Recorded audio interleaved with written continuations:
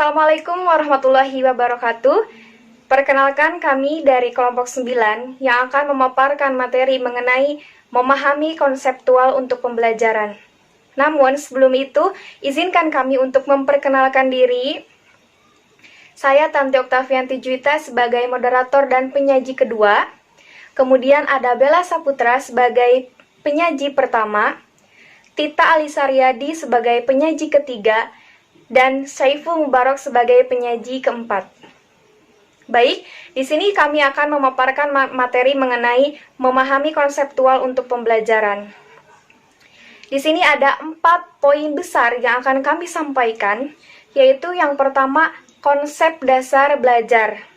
Yang kedua adalah konsep pembelajaran. Yang ketiga adalah sistem penilaian dalam program pendidikan guru. Kemudian yang keempat adalah pentingnya pekerjaan kependidikan sebagai profesi. Baik, untuk pemateri pertama yaitu Bella Saputra, dipersilahkan. Assalamualaikum warahmatullahi wabarakatuh. Baik, di sini saya akan menjelaskan tentang konsep dan belajar. Tentunya, dalam memahami konsep dalam pembelajaran, kita harus mengetahui terlebih dahulu apa itu yang dimaksud dengan konsep dan apa yang dimaksud dengan belajar. Konsep dapat dikatakan sebagai ide atau gagasan yang relatif sempurna dan mempunyai arti atau makna. Atau dapat dikatakan juga konsep merupakan suatu pengertian dari objek. Contohnya adalah ketika kita ingin membuat suatu rumah, tentunya kita memerlukan konsep atau gambaran tentang bagaimana nanti rumah kita setelah dibuat. Jadi apa pentingnya konsep dalam aktivitas kita, dalam menjalankan segala sesuatu dalam kehidupan kita, yaitu supaya semua kegiatan atau aktivitas yang kita lakukan itu berjalan dengan baik dan teratur. Adapun pengertian belajar. Belajar merupakan suatu proses perubahan tingkah laku sebagai hasil interaksi antara individu dengan lingkungan dalam memenuhi kebutuhannya. Menurut Santrok dan Yusen, mendefinisikan belajar sebagai perubahan yang relatif permanen karena adanya pengalaman. Kemudian Reber mendefinisikan belajar menjadi 2 bagian. Yang pertama itu belajar merupakan proses memperoleh pengetahuan, dan yang kedua belajar merupakan kemampuan berinteraksi yang relatif langgeng sebagai hasil dari latihan yang berkelanjutan. Adapun pengertian belajar menurut beberapa ahli, yang pertama itu behaviorisme, yaitu belajar sebuah perilaku yang dapat diamati atau observable dan kemudian dapat diukur. Yang kedua itu adalah kognitivisme, di mana belajar dalam proses berpikirnya itu sangat bergantung pada suatu kemampuan untuk mencipta, memperoleh, dan mengubah gambaran internal tentang sesuatu yang dialami di lingkungan. Dalam hal ini, seseorang menjadi problem solver atau pemroses informasi menurut saya. Dan yang ketiga itu adalah konstruktif. Di sini seorang membangun aktif pengetahuannya sendiri. Jadi mereka berkonstruksi, mereka mengkonstruk pemikiran mereka sehingga dapat terbangun oleh sendirinya pemikirannya itu. Kemudian pendekatan ini menekankan terhadap keterlibatan anak, sangat menekankan terhadap keterlibatan anak dalam proses pembelajaran. Nah, proses belajar harus menyenangkan dalam aliran ini. Kemudian yang terakhir adalah progresivisme. Progresivisme ini adalah belajar merupakan perubahan dalam pola berpikir melalui pengalaman dalam memecahkan masalah. Maksudnya ketika seorang atau seorang anak memecahkan masalah, di sana juga lah proses berpikirnya itu berubah, pola berpikirnya itu berubah. Jadi dapat pemecahan masalah di sini menjadi stimulus untuk anak merubah pola berpikirnya, seperti itu. Terima kasih, sekian dari saya. Pemaparan selanjutnya akan disampaikan oleh Tanti. Silahkan. Dan pemateri kedua yaitu saya sendiri. Baik, di sini saya sebagai penyaji kedua yang akan membahas mengenai konsep pembelajaran. Nah, dalam konsep pembelajaran dibagi menjadi 2, yaitu konsep belajar dan konsep pengajar. Baik, yang pertama merupakan konsep belajar. Nah, sebelum kita memahami bagaimana konsep belajar, kita harus tahu bagaimana definisi belajar itu sendiri.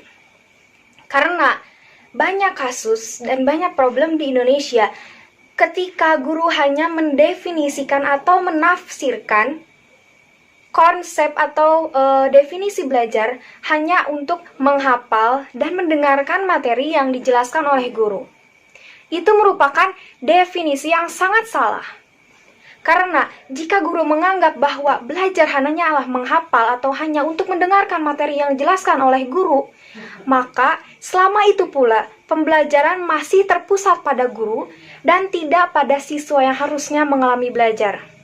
Karena ketika guru mendefinisikan belajar hanya untuk mendengarkan dan menghafal, maka disitulah peran guru yang aktif, bukan siswa. Karena di sini siswa dituntut untuk belajar, bukan untuk memahami atau bukan hanya untuk mendengarkan materi yang dijelaskan oleh guru. Karena definisi yang sebenarnya dari belajar itu merupakan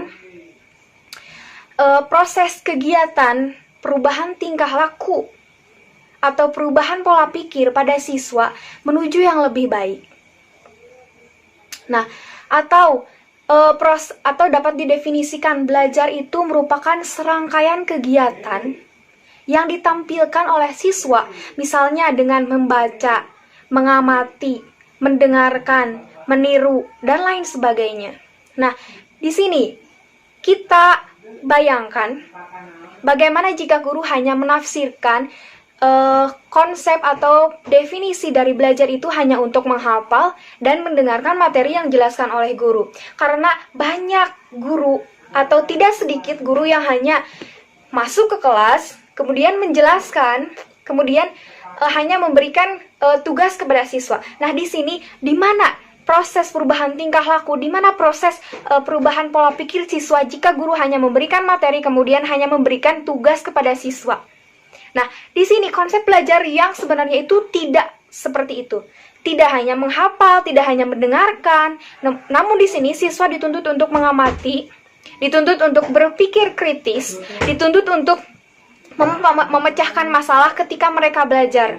Karena dalam belajar, siswa harus mengalami perubahan tingkah laku, perubahan proses berpikir agar menuju siswa yang lebih baik, agar menjadi siswa yang lebih produktif. Nah, untuk itulah guru harus mengubah pandangan tentang belajar dan mengetahui bagaimana sebenarnya belajar itu. Baik, poin yang kedua adalah konsep mengajar. Nah, dalam konsep mengajar, banyak pula guru yang mendefinisikan bahwa mengajar itu hanya memberikan materi.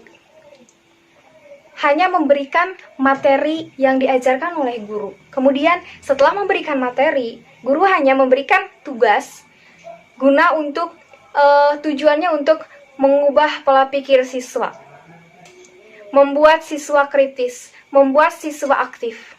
Bukan seperti itu. Mengajar bukan hanya memberikan materi kemudian memberikan tugas yang banyak. Tetapi konsep mengajar yang sebenarnya adalah memberikan pengajaran kepada siswa, kemudian memberikan motivasi kepada siswa. Nah, konsep mengajar ini merupakan proses yang sangat kompleks. Karena proses mengajar memiliki unsur-unsur yang sangat banyak, di antaranya unsur nilai, kemudian unsur seni, teknologi, pilihan nilai, dan keterampilan dalam proses belajar mengajar. Kita bayangkan bahwa bagaimana jika guru tidak mempunyai keterampilan dalam proses belajar mengajar. Contohnya, ketika guru tidak bisa memecahkan masalah yang ada dalam kelas ketika dia sedang mengajar. Contohnya, suasana kelas itu sedang gaduh, kemudian guru tetap mengajar. Apakah proses pembelajaran akan berhasil? Tidak.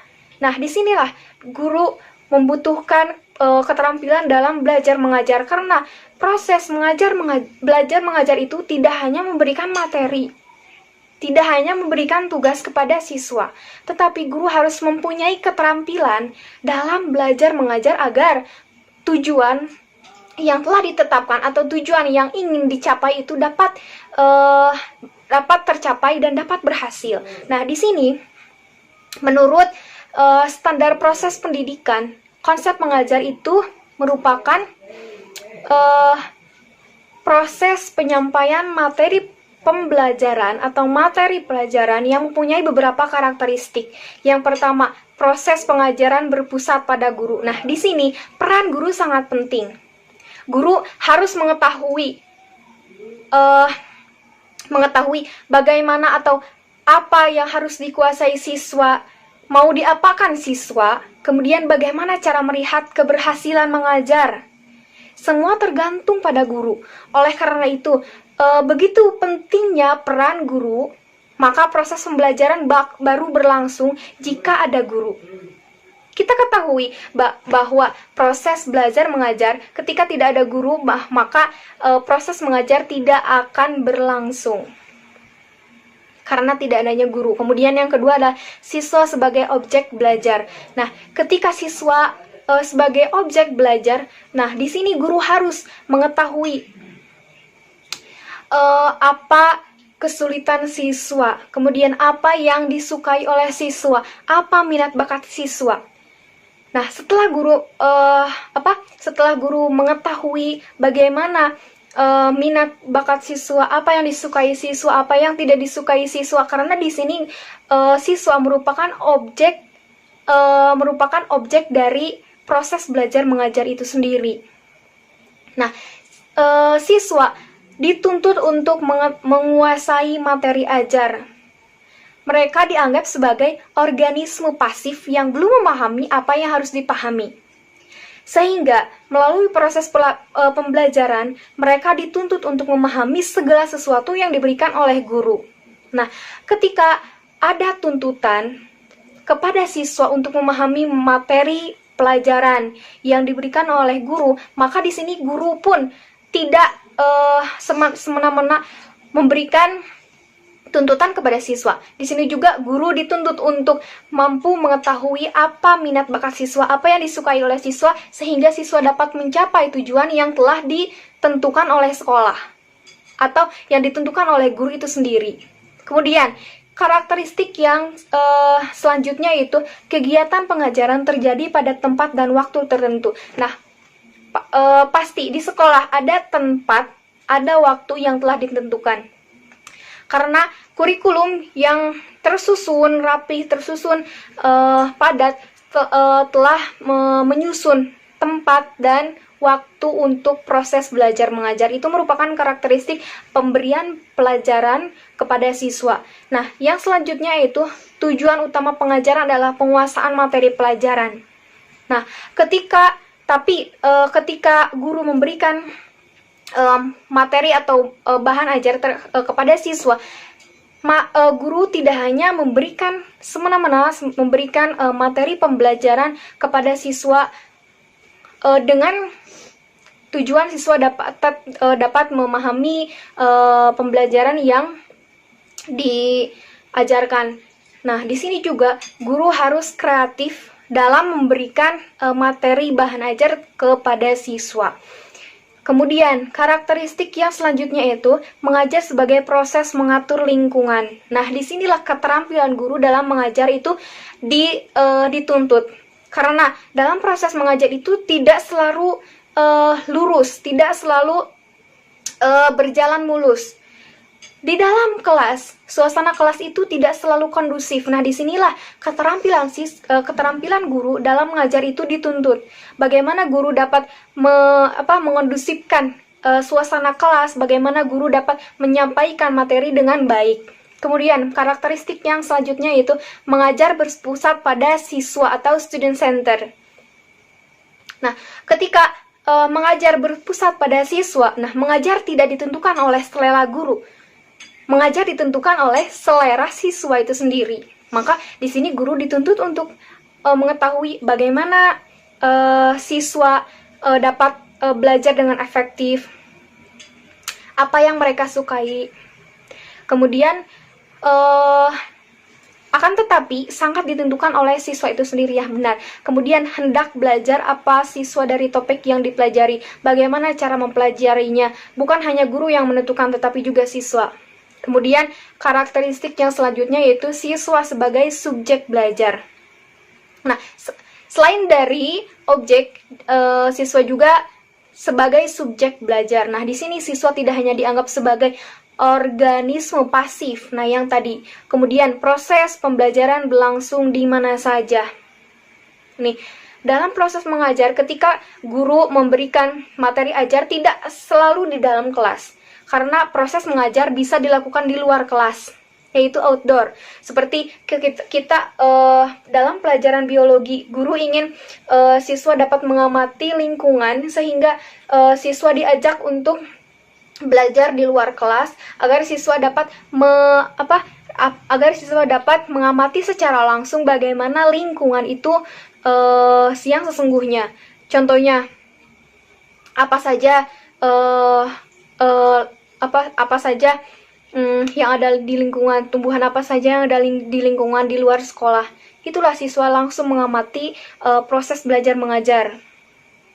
Terus, pembelajaran berorientasi pada pencapaian tujuan. Nah, benar sekali bahwa pembelajaran berorientasi pada pencapaian tujuan. Ketika proses belajar mengajar itu terjadi, maka ada tujuan yang ingin dicapai. Nah, tujuan inilah yang harus dicapai oleh para guru. Guru harus berusaha untuk mencapai tujuan yang ingin dicapai. Nah, baik, yang ketiga ada prinsip mengajar. Kita ketahui bahwa mengajar bukanlah pekerjaan atau tugas yang ringan bagi seorang guru. Agar hasil atau tujuan pembelajaran tercapai dengan baik, banyak hal yang harus dipertimbangkan dan dilakukan guru baik sebelum, sedang, dan selesai melakukan kegiatan mengajar. Nah, agar tidak sekedar mengajar di depan kelas, guru perlu menerapkan prinsip-prinsip mengajar. Nah, di sini ada beberapa prinsip-prinsip mengajar yang harus dilakukan oleh guru, yaitu pertama, prinsip perhatian. Nih, dalam proses belajar mengajar, guru dituntut untuk memperhatikan setiap siswa. Bukan hanya satu siswa, karena ketika guru memberikan perhatian lebih kepada satu siswa, maka siswa yang lain akan merasa cemburu atau merasa tidak diadili, dan mereka akan menimbulkan dampak yang negatif bahwa mereka tidak akan semangat belajar, karena mereka berpikir bahwa guru tersebut hanya memperhatikan satu murid, dan murid itu dikatakanlah murid emas atau anak emas dari guru tersebut. Nah, jadi di sini guru dituntut untuk memperhatikan seluruh siswa yang ada dalam kelas, karena siswa yang belajar tidak hanya satu, tapi banyak siswa yang terdiri dari yang ada di dalam kelas merupakan siswa yang sedang belajar dan perlu diperhatikan oleh guru. Kemudian, prinsip yang kedua yaitu aktivitas. Nah, pengajar harus melibatkan peserta belajar berpartisipasi aktif dalam proses belajar mengajar. Dalam artian, ketika guru memberikan materi kepada siswa, guru harus menuntut siswa untuk berpartisipasi aktif dalam belajar. Karena dalam proses belajar mengajar itu guru dituntut untuk mengaktifkan siswa yang pasif. Contohnya, ketika guru memberikan suatu pertanyaan yang mengandung masalah, nah disitulah siswa dituntut untuk aktif dalam belajar. Contohnya, siswa dituntut untuk aktif memberikan pendapat, siswa dituntut aktif untuk memecahkan suatu masalah. Nah, kemudian yang ketiga ada prinsip apersepsi. Apa itu prinsip apersepsi? Nah, apersepsi itu merupakan penghubung atau menghubungkan. Nah, dalam artian pengajar perlu menghubungkan pelajaran yang akan diberikan dengan pengetahuan yang telah dimiliki peserta belajar, agar dalam proses belajar mengajar, siswa dapat dengan mudah memahami proses belajar mengajar atau memahami materi yang akan dijelaskan oleh guru. Contohnya, ketika guru akan menjelaskan mengenai note taking seperti Bu Arini. Nah, Bu Arini selalu atau bertanya, apakah kalian sudah melakukan proses mencatat ketika kalian belajar sebelumnya di semester sebelumnya. Nah, tugas yang pertama diberikan oleh Bu Arini yaitu siswa harus membawa not atau membawa catatan yang digunakan atau yang telah ditulis oleh siswa di semester sebelumnya. Nah, ketika siswa membawa catatan yang telah dibawa atau yang telah ditulis dari semester sebelumnya, Bu Arini menjelaskan bahwa ketika menulis atau ketika melakukan note taking itu ada beberapa cara. Nah, disitulah proses belajar mengajar dihubungkan dengan pengetahuan yang telah dimiliki oleh peserta belajar. Kemudian yang keempat adalah peragaan. Nah, pengajar hendaknya berusaha menggunakan media untuk menunjukkan benda atau hal-hal yang sesuai dengan materi yang sedang diajarkan dalam kelas. Contohnya ketika guru SD menjelaskan tentang dunia. Nah, guru dapat membawa sebuah globe agar siswa lebih memahami apa yang sedang dijelaskan oleh guru tersebut. Kemudian yang selanjutnya ada repetisi. Mengingat, repetisi atau mengulang. Nah, dalam artian guru harus dapat mengingat ingatan siswa karena ingatan siswa itu terbatas. Jadi, guru senantiasa mengingat terus materi yang telah diajarkan. Tidak hanya mengajarkan hari ini atau minggu ini mengajarkan materi yang dijelaskan. Kemudian minggu depan hanya memberikan materi yang akan dijelaskan tanpa mengulang materi yang sebelumnya. Nah, repetisi ini merupakan hal yang sangat penting bagi siswa agar siswa tidak lupa akan materi yang sudah dijelaskan.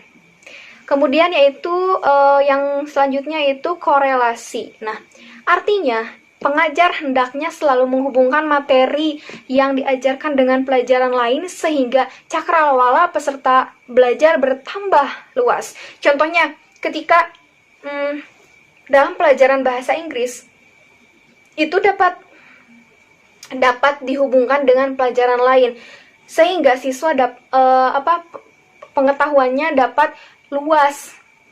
Tidak hanya mengetahui dalam bahasa Inggris saja, tetapi dalam bahasa Indonesia juga. Contohnya, ketika membuat sebuah kalimat dalam bahasa Inggris, nah, siswa dihubungkan dengan materi yang telah dijelaskan dalam bahasa Indonesia. Karena dalam bahasa Inggris dan bahasa Indonesia itu ada hubungannya. Nah, disitulah guru harus dapat menampilkan atau dituntut untuk kreatif dalam menghubungkan satu pelajaran dengan pelajaran yang lain agar siswa dapat agar pengetahuan siswa menjadi luas dengan pelajaran yang lain. Kemudian yang selanjutnya adalah sosialisasi. Kita ketahui sosialisasi itu apa?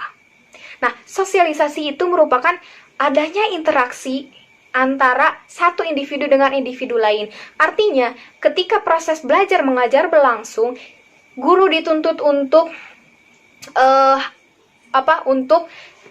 siswanya dapat bersosialisasi dengan yang lainnya. Tidak boleh ada siswa yang pasif, siswa yang akhirnya siswa itu dibully oleh yang lainnya. Nah, di sini guru tidak boleh membiarkan siswa tidak bersosialisasi dengan yang lainnya. Contohnya dalam proses belajar mengajar, siswa mengajar hendaknya dapat menciptakan kondisi kelas yang kondusif yang mengakibatkan terjadinya proses sosial atau proses adanya interaksi antara satu sama lain. Contohnya ketika guru memberikan pertanyaan yang mengandung masalah, kemudian siswa akan memecahkan masalah mereka ketika memecahkan masalah mereka akan berdiskusi dengan siswa yang lain. Nah, disitulah proses sosialisasi berlangsung dengan sangat kondusif ketika guru dapat memberikan atau menuntut siswa untuk bersosialisasi dengan siswa yang lainnya. Kemudian yang selanjutnya ada individualisme.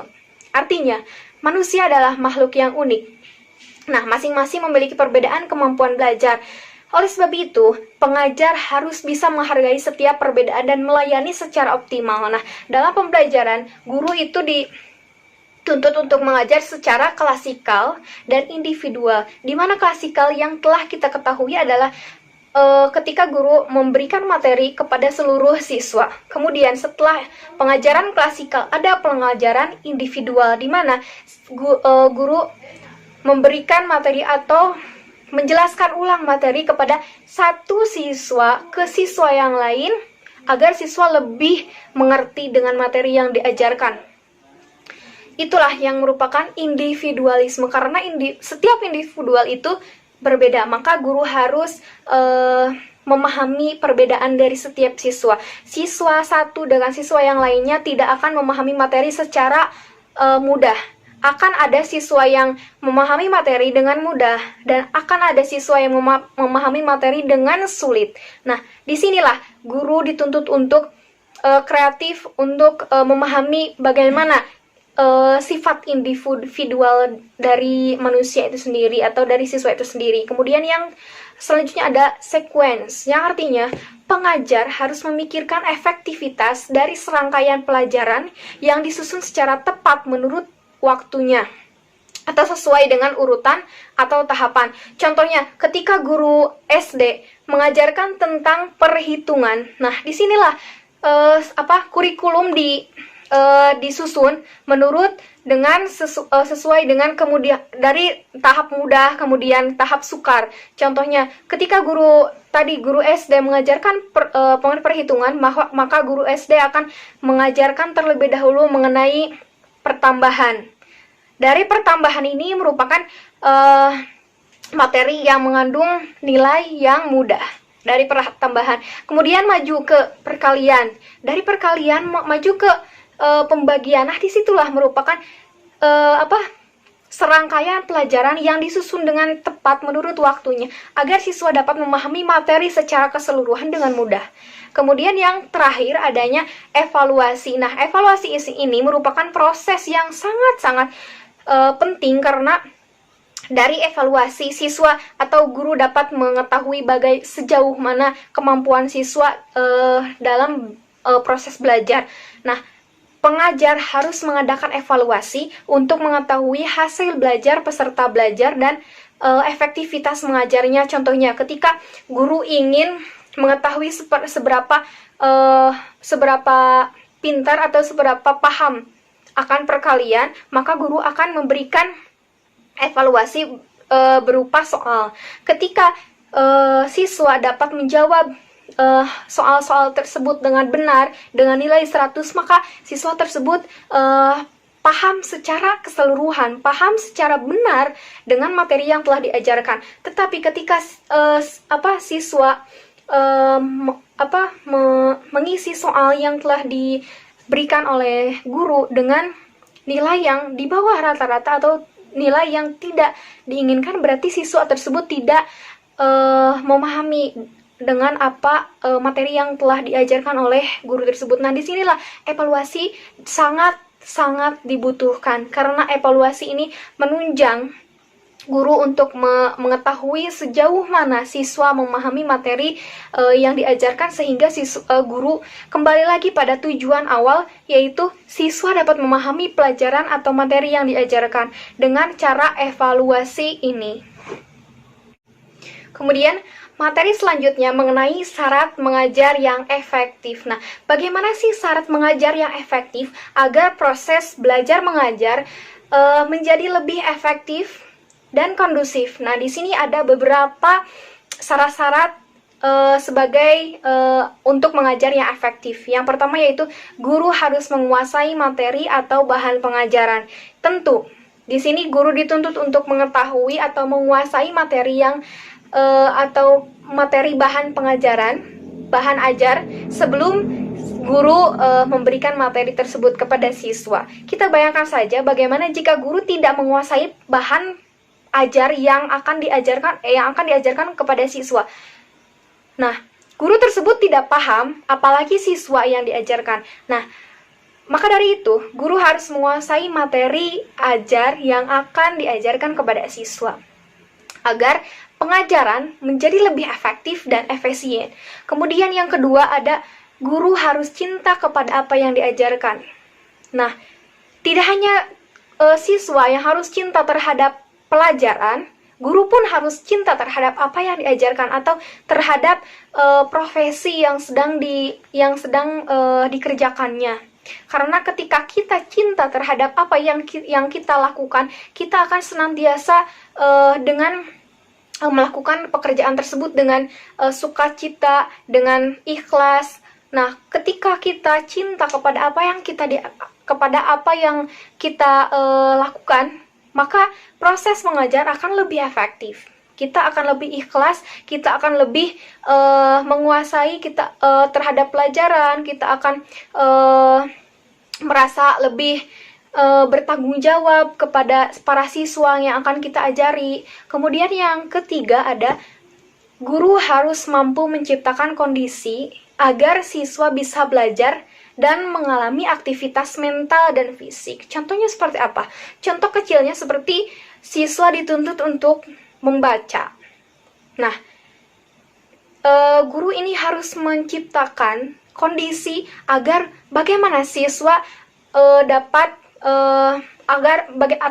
bagaimana agar siswa mau menulis. Karena pada dasarnya contohnya siswa kelas 1 itu susah diatur atau susah diberitahu. Nah, bagaimana di sini guru dituntut untuk menciptakan kondisi agar siswa mau menulis. Nah, disinilah keterampilan seorang guru itu diuji agar proses mengajarnya itu lebih efektif. Kemudian yang selanjutnya ada guru harus mampu menggunakan metode yang bervariasi saat mengajar. Nah, kita ketahui bahwa ketika kita belajar, kemudian guru menggunakan metode yang monoton, yang hanya memberikan materi, memberikan tugas, kemudian hanya menjelaskan materi, pulang, menjelaskan materi, pulang, menjelaskan materi, memberikan tugas, pulang. Itu merupakan metode yang monoton.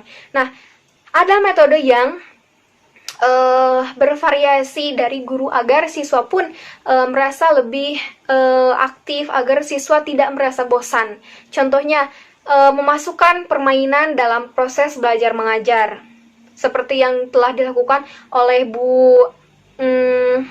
ibu-ibu dosen yang selalu memberikan games kepada mahasiswanya agar mahasiswa tidak selalu bosan dalam proses belajar mengajar. Kemudian yang selanjutnya ada guru mampu merencanakan, membuat dan menggunakan media pengajaran secara tepat. Contohnya, ketika guru akan mengajarkan kepada siswa tentang dunia, malah guru tidak atau guru membawa media yang tidak sesuai. Karena di sini guru harus memberikan media yang sesuai. Contohnya ketika guru tadi ingin memberikan pengajaran atau materi mengenai dunia, maka guru hendaknya membawa global, bukan membawa rumus aritmetika ya. Nah, disinilah media yang diajarkan atau media yang dibawa ke kelas itu harus sesuai dengan materi yang diajarkan. Kemudian yang selanjutnya ada guru hendaknya memotivasi siswa sesuai dengan sasaran dalam belajar. Nah, tentunya guru di sini dituntut untuk memotivasi siswa. Guru bukan hanya sebagai pengajar, tetapi guru dituntut sebagai motivator untuk siswa dapat lebih semangat belajar. Nah, bagaimana cara memotivasi siswa, yaitu memberikan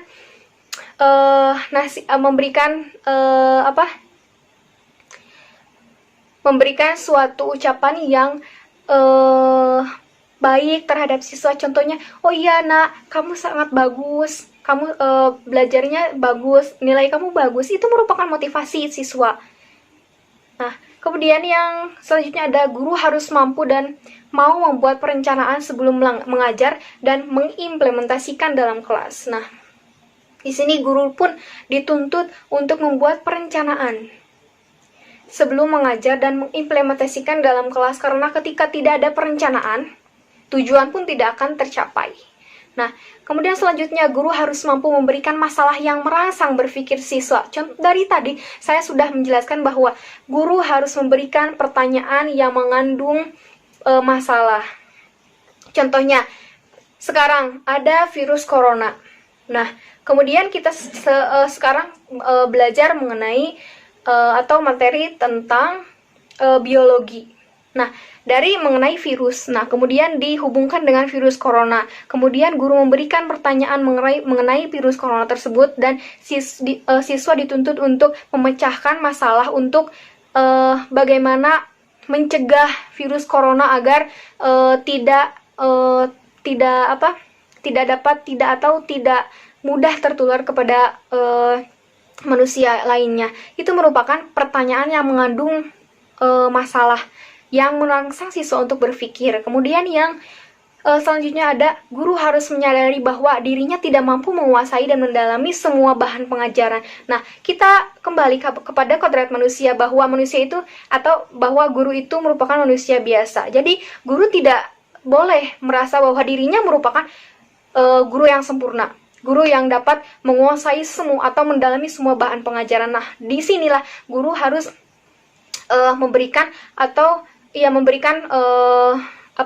memberikan kepada siswa agar siswa dapat memahami materi di luar pengajaran, atau siswa dapat mencari materi di luar pengajaran atau di luar apa yang telah dijelaskan oleh guru, karena guru tidak dapat menguasai atau tidak dapat mendalami pengajaran atau bahan ajar yang akan diajarkan kepada siswa. Kemudian yang terakhir ada guru harus mampu mengadakan evaluasi secara tepat sesuai dengan tujuan. Yang tadi dijelaskan bahwa evaluasi merupakan suatu proses yang sangat penting, karena ketika kita mengadakan suatu evaluasi berarti kita mengetahui sejauh mana kemampuan siswa dalam belajar, sejauh mana pencapaian belajar itu telah tercapai. Nah, ketika evaluasi sudah diadakan, kemudian ada hasilnya, maka guru tahu sejauh mana pengetahuan siswa dalam memahami bahan ajar yang telah diajarkan oleh guru tersebut. Nah, sekian dari saya. Terima kasih. Saya Tita Alisa Riyadi, NPM 182122025, akan menjelaskan tentang peran guru dan sistem penilaian dalam program pendidikan guru. Nah, yang pertama itu peran guru. Nah, peran guru ialah pola tingkah laku tertentu yang merupakan ciri khas guru itu tersendiri. Nah, di sini kami memiliki 9 peran guru. Nah, yang pertama yaitu guru sebagai pendidik. Nah, menurut Abin Samsudin dalam psikologi kependidikan, guru itu menjadi yang pertama konsekutor. Konsekutor yaitu pemelihara sistem nilai. Nah, sistem nilai di sini yaitu etika dan pengetahuan. Yang kedua, inovator. Inovator di sini yaitu agen perubahan atau agent of change. Jadi guru di sini menjadi pembaharu untuk generasi berikutnya. Nah, yang ketiga yaitu transmitter. Transmitter merupakan penyampaian materi pada peserta didik pada sasaran didik. Nah, yang keempat yaitu transformator. Transformator di sini yaitu guru harus menjadi media apa yang disampaikannya. Yang kelima, organisator. Nah, organisator di sini guru sebagai penyelenggara pendidikan yang bertanggung jawab secara formal yaitu di lingkungan sekolah dan secara moral yaitu kepada Tuhan Yang Maha Esa. Nah, peran guru sebagai pendidik merupakan peran-peran yang berkaitan dengan tugas-tugas memberi bantuan dan dorongan. Nah, dorongan di sini yaitu motivasi dan tugas-tugas pengawasan dan pembinaan. Nah, tugas-tugas pengawasan dan pembinaan ini dilakukan pada saat pembelajaran, di mana saat guru sedang menjelaskan bahan ajar, sedang menjelaskan materi pembelajaran, guru tersebut harus mengawasi dan membina siswanya agar paham atas apa yang ia jelaskan. Lalu tugas-tugas di peran guru sebagai pendidik ini yaitu berkaitan dengan meningkatkan pertumbuhan dan perkembangan anak untuk memperoleh pengalaman-pengalaman lebih lanjut. Nah, pengalaman-pengalaman lebih lanjut di sini dimaksudkan kepada kehidupan dia setelah lulus dari sekolah itu tersendiri. Nah, oleh karena itu guru sebagai pendidik di sini juga bisa disebut sebagai pemeliharaan anak. Nah, tugas guru di dalam perannya sebagai pendidik juga sebagai penanggung jawab pendisiplinan anak, yang dimana harus mengontrol setiap peserta didiknya, setiap anak didiknya agar tingkah lakunya tidak menyimpang terhadap norma-norma yang berlaku. Baik norma-norma di sekolah maupun di masyarakat. Nah, untuk melakukan perannya sebagai pendidik, guru bisa melakukan model pembelajaran berkarakter. Nah, seperti apa pembelajaran berkarakter itu? Pembelajaran berkarakter itu seperti yang pertama, pembiasaan. Nah, pembiasaan adalah sesuatu yang sengaja dilakukan agar siswa tersebut terbiasa. Nah, yang kedua yaitu keteladanan. Nah, keteladanan di sini memiliki fungsi untuk membentuk kepribadian anak guna meningkatkan sumber daya manusia. Nah, jadi di dalam keteladanan ini anak-anak peserta didik maksudnya dilatih untuk menjadi teladan bagi orang lain sehingga bisa meningkatkan sumber daya manusia yang ada. Yang ketiga yaitu pembinaan disiplin. Nah, pembinaan disiplin peserta didik di sini guru harus menumbuhkan disiplin peserta didik, terutama disiplin diri atau self disiplin. Nah, dalam pembinaan disiplin ini bisa dilakukan oleh guru dalam melalui pemberitahuan seperti dalam pertama kali masuk ke kelas, biasanya guru-guru atau pendidik memberikan silabus yang dimana di dalam silabus itu terdapat perjanjian atau aturan main antara pendidik dan peserta didik itu. Nah, dimana di dalam aturan main tersebut ada pendisiplinan seperti tidak boleh terlambat, harus mengumpulkan tugas. Nah, seperti itu bisa dijadikan sebagai salah satu cara dalam pembentukan pendisiplinan peserta didik. Nah, yang kedua yaitu peran guru sebagai pengajar. Nah, peran guru sebagai pengajar di sini yaitu guru yang memberi pelajaran atau memberi materi bahan ajar yang diwajibkan tentunya ya, yang diwajibkan kepada semua siswanya berdasarkan kurikulum yang ditetapkan. Nah, di sini ada beberapa hal yang harus dilakukan oleh seorang guru dalam pembelajaran di dalam perannya sebagai pengajar. Yaitu yang pertama membuat ilustrasi. Nah, membuat ilustrasi di sini yaitu membuat gambaran atau contoh tentang materi yang sedang diajarkan. Nah, yang kedua yaitu mendefinisikan. Di sini guru harus bisa menjelaskan materi bahan ajar secara jelas dan gamblang agar peserta didik bisa memahami materi tersebut dengan baik. Yang ketiga yaitu menganalisis. Menganalisis di sini yaitu menguraikan menjadi bagian-bagian sehingga di mana guru-guru jika menguraikan bagian-bagian terhadap materi atas materi yang diajarkannya, peserta didik akan lebih mudah untuk memahami materi bahan ajar itu tersendiri. Yang keempat yaitu bertanya dan merespon. Nah, di dalam bertanya ini guru bisa melakukan 3 jenis pertanyaan. Yang pertama yaitu jenis yang pertama yaitu konvergen. Nah, konvergen di sini yaitu pertanyaan yang hanya membutuhkan satu respon atau satu jawaban saja. Nah, guru bisa memberikan pertanyaan bersifat konvergen di sini, bersifat konvergen ini kepada peserta didik yang bisa dibilang cenderung lebih pendiam di kelas. Nah, sehingga jika guru memberikan pertanyaan yang bersifat konvergen bisa meningkatkan partisipasi anak yang cenderung lebih pendiam itu. Nah, jenis pertanyaan yang kedua yaitu divergen. Nah, divergen merupakan pertanyaan yang merangsang anak untuk mengeluarkan beberapa respon yang berbeda atau beragam. Nah, di sini pertanyaan yang bersifat divergen ini bisa memancing critical thinking dari peserta didik itu sendiri karena mereka bisa berbagi, bisa sharing kepada teman-temannya terhadap jawaban yang ia miliki sehingga bisa berjalannya diskusi. Yang jenis pertanyaan yang keempat yaitu evaluatif. Nah, pertanyaan yang bersifat evaluatif di sini yaitu pertanyaan yang mengandung penilaian. Jadi pertanyaan ini bisa memancing sisi penilaian anak itu. Jadi anak-anak itu bisa menilai terhadap sesuatu yang telah diajarkan. Nah, yang kelima yaitu mendengarkan. Nah, mendengarkan di sini yaitu guru harus bisa mendengarkan dan menerima pertanyaan-pertanyaan dari peserta didik. Tidak hanya guru yang bisa bertanya kepada peserta didik, namun peserta didik pun bisa bertanya kepada guru itu tersendiri untuk memperjelas materi bahan ajar tentunya.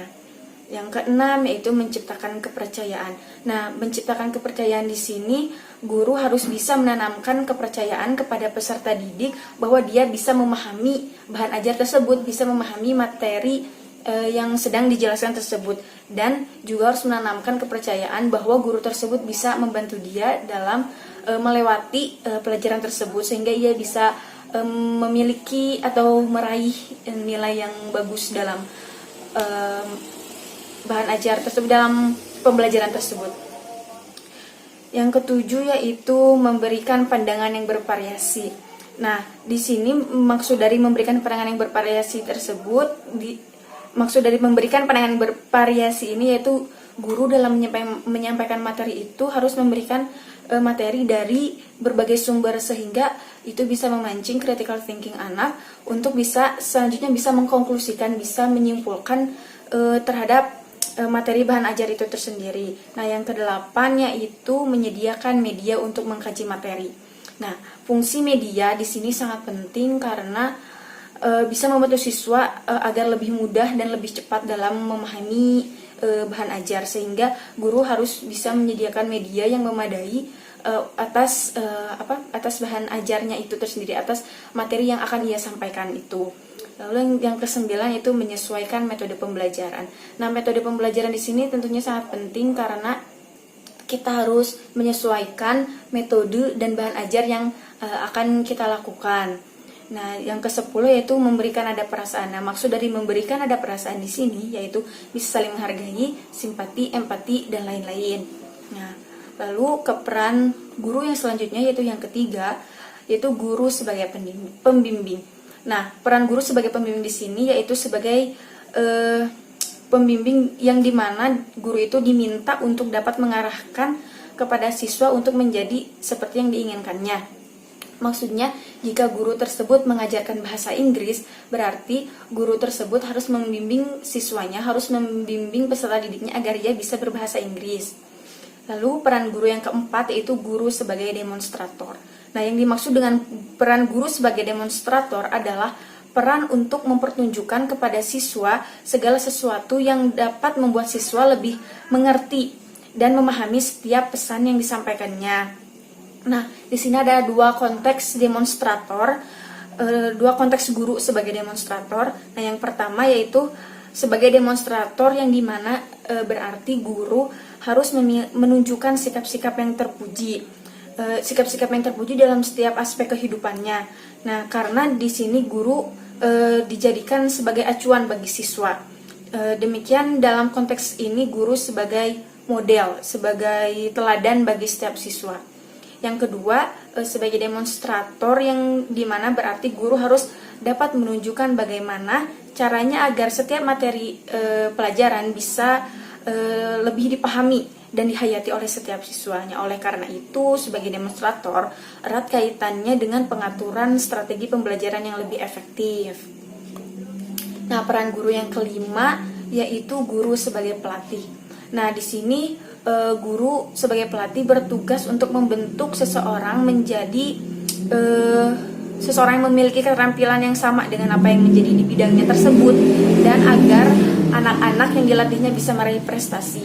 Nah, ini sama seperti yang telah saya sebutkan sebelumnya, yaitu contohnya jika guru itu mengajarkan bahasa Inggris, maka guru tersebut harus membuat peserta didiknya bisa bahasa Inggris. Atau jika ada guru yang mengajarkan matematika, maka guru tersebut harus melatih siswanya agar bisa memahami matematika, bisa mengerjakan soal matematika. Nah, yang keenam yaitu guru sebagai administrator. Nah, dalam proses pembelajaran, guru di sini dalam peran administratornya itu guru berperan yang memegang kendali penuh, memegang kendali penuh atas iklim dalam suasana pembelajaran. Jadi guru di sini itu sebagai kunci dari interaksi belajar mengajarnya. Nah, di sini guru haruslah menciptakan suasana kelas yang nyaman dan kondusif sehingga siswa dapat menerima pembelajaran dengan nyaman. Lalu peran guru yang ketujuh yaitu guru sebagai mediatornya. Guru sebagai mediator di sini dapat diartikan sebagai penengah dalam kegiatan belajar siswa. Misalnya menengahi atau memberikan jalan keluar dalam kegiatan diskusi siswa. Jadi mediator juga dapat diartikan sebagai penyedia media. Jadi guru di sini itu sebagai media untuk sebagai jalan keluar diskusi dari siswa tersebut. Nah, jadi bagaimana cara memakai dan mengorganisasikan penggunaan media itu gurulah yang memberitahunya. Jadi gurulah yang menjadi media itu sendiri dalam perannya guru sebagai mediator. Nah, yang kedelapan yaitu peran guru yang kedelapan yaitu guru sebagai fasilitator. Nah, peran guru sebagai fasilitator dalam memberikan pelayanan kepada siswa untuk dapat memudahkan siswa menerima materi pelajaran sehingga pembelajaran menjadi efektif dan efisien. Jadi guru di sini harus bisa memfasilitasi siswanya dalam proses belajar mengajar. Jadi bisa kita bayangkan jika dalam suatu pembelajaran tidak ada fasilitas sama sekali seperti buku ataupun PowerPoint dan sebagainya, itu akan sangat sulit untuk memahami atau mengerti akan sebuah materi pelajaran. Jadi di sini guru harus bisa memfasilitasi siswanya dalam pembelajaran, dalam kegiatan pembelajaran.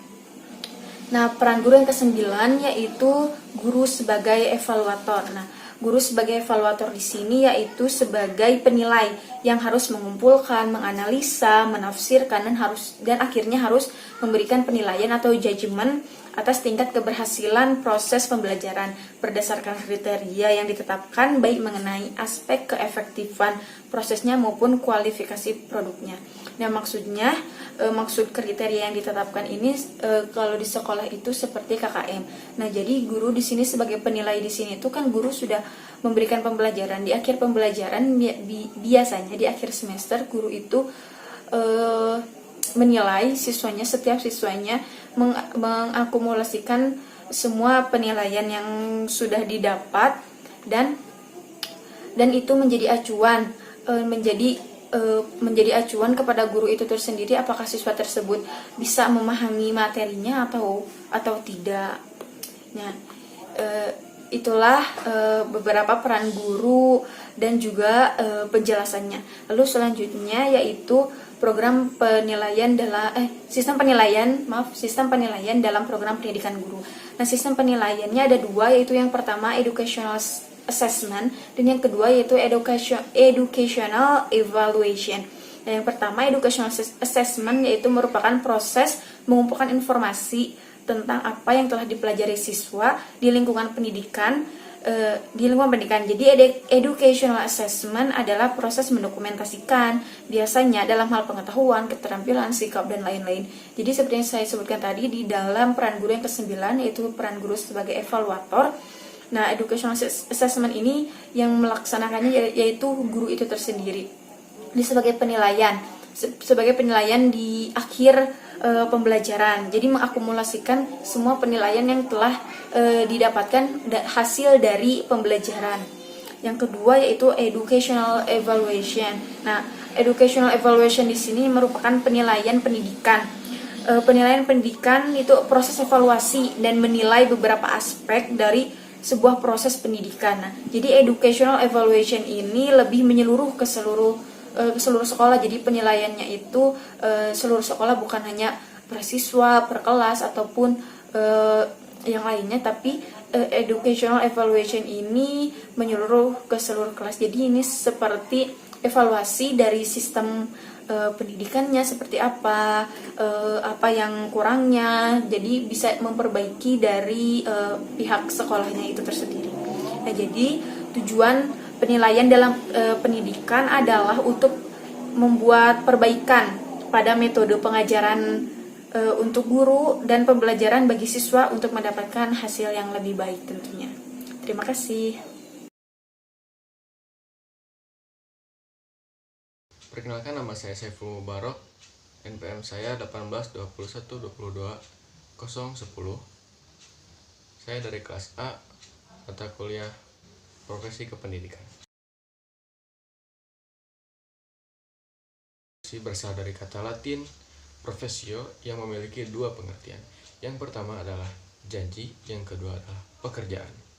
Bila artinya dibuat dalam pengertian yang lebih luas, itu berarti apa saja dan siapa saja untuk memperoleh nafkah yang dilakukan melalui suatu keahlian tertentu. Sedangkan dalam arti sempit, profesi berarti kegiatan yang dilakukan berdasarkan keahlian tertentu dan sekaligus dituntut daripadanya norma-norma sosial dengan baik.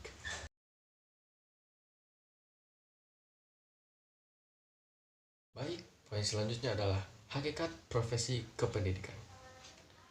Apa itu hakikat profesi kependidikan? Profesi kependidikan adalah suatu tenaga kependidikan yang memiliki peranan sangat penting untuk menunjang penyelenggaraan pendidikan yang meliputi tenaga pendidik dan tenaga kependidikan dalam mekanisme kerjanya dikuasai kode etik.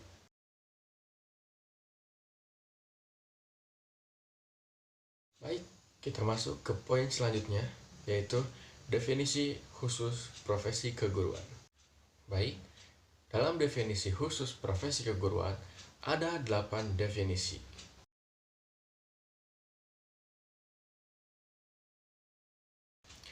Yaitu jabatan yang melibatkan kegiatan intelektual. Jelas, keguruan atau guru dituntut untuk mengasah intelektual kita.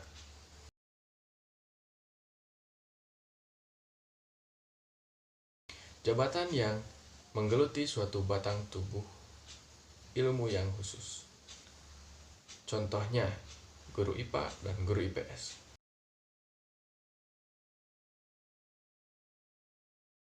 Jabatan yang memerlukan persiapan profesional yang lama. Ini jelas, mengapa guru atau seorang guru harus memiliki gelar S1 kependidikan yang rata-rata mencapai kurun waktu kurang lebih 4 tahun.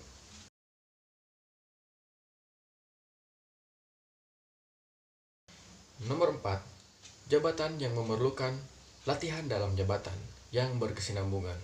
Contohnya, pelatihan kependidikan.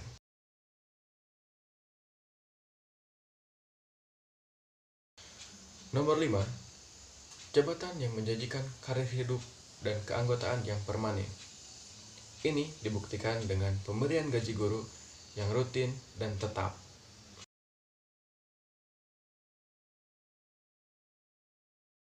Jabatan yang menentukan bakunya sendiri. Ini dibuktikan dengan seringnya seorang guru mencari bahan baku yang berupa materi untuk disampaikan atau diajarkan.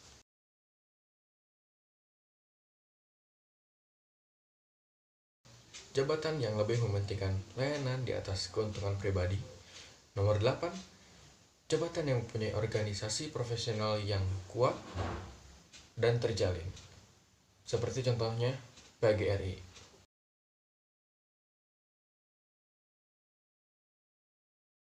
Jabatan yang mempunyai organisasi profesional yang kuat dan terjalin. Seperti contohnya PGRI.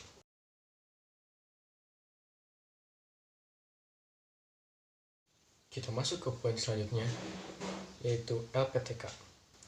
Apa itu LPTK? LPTK merupakan singkatan dari Lembaga Pendidikan Tenaga Kependidikan. LPTK merupakan lembaga yang ditunjuk oleh pemerintah untuk memberikan pendidikan bagi calon pendidik dan tenaga kependidikan. Menurut Permendiknas Nomor 8 Tahun 2009, LPTK atau Lembaga Pendidik Tenaga Kependidikan adalah perguruan tinggi yang memenuhi syarat dan diberi tugas oleh pemerintah untuk menyelenggarakan program pengadaan pendidik dan tenaga kependidikan lainnya pada pendidikan usia dini, pendidikan dasar, dan pendidikan menengah, serta untuk menyelenggarakan dan mengembangkan ilmu kependidikan. Contoh LPTK adalah FKIP atau Fakultas Keguruan dan Ilmu Pendidikan di Universitas Siliwangi, yang merupakan lembaga perguruan tinggi yang menyelenggarakan program studi kependidikan berfungsi memberikan pendidikan bagi calon pendidik dan tenaga kependidikan.